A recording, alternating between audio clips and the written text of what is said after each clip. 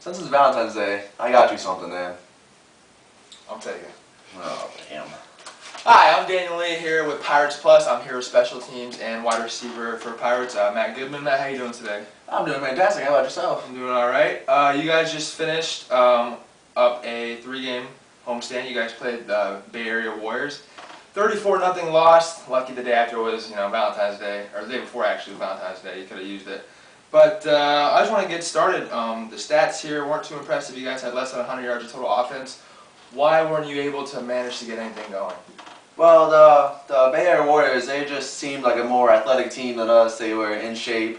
They had a very mobile quarterback, and he had a cannon for an arm too, and their defense was outstanding. They're probably one of the best teams in the league. Right. Now, Andy Villamarzo, excuse me, he only went 4 for 9. Was there a reason why he only threw 9 passes and couldn't get the ball off more? I would say because the coaches, they want to be known as a run team, my opinion, and just they wanted to run it. Paul Mikolo had quite a few big runs, and just Andy had a lot of pressure from the defense, so he didn't get that many passes off. Right. Now, you're known for being a special teams player. Tell us what happened when you were, you're assigned special teams in the beginning, but then they took you off. What happened there exactly? What I think about it is they took me off at the kickoff because they were going for an onside, and I guess we didn't really practice that much in practice. So that's my assumption of why I got taken off, because Ryan Cotto, he did recover a big onside kick for us in that particular play. Were you frustrated at all? Or? Yeah, that's basically my one job on the team, and I lose it. But hey, it's for the better of the team, I guess, right? Well, I don't know. You guys did have, you guys did get shut out the entire game. What do you think was your biggest problem stopping the Warriors?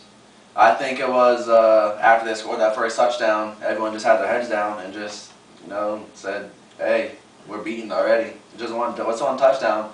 I think everyone should not have given up and just kept going as hard as they were the first few drives we had before they scored.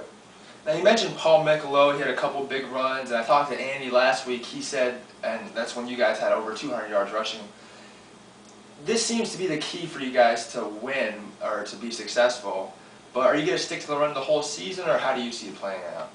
I see we're going to stick mostly to the run. We're not just going to run every play, But I think we'll be like a 80-20 team.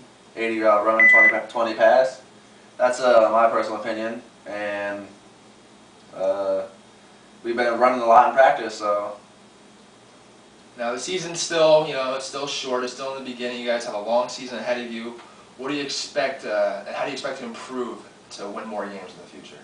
Well, last game was Brian Littlejohn's first game. He was a good acquisition for us. He's been really good at practice. Him and Jeremy Lane and Mike Tomczyk have been training Micah, who is he's a good lineman, but he just needs a little push and push in the right direction, and he'll be good. Now, there's some heat on the sidelines between Coach Nate Barlow and one of the players. Can you explain that? What went down? Yeah, that was quite an experience on the sidelines. It was bad because it was a home game, and nobody wants to see that anyway. But it was our safety Gene and Nate Barlow, the coach. I guess Nate called a play. Gene didn't like it, and Gene just went off on him. He said that was a horrible call, and Nate said something I don't remember. Then I just remember looking over and Gene slinging on coach or whatever. But he got ejected from the game, which probably hurt us in the long run. But it's over. I guess they're all made up after practice the next day.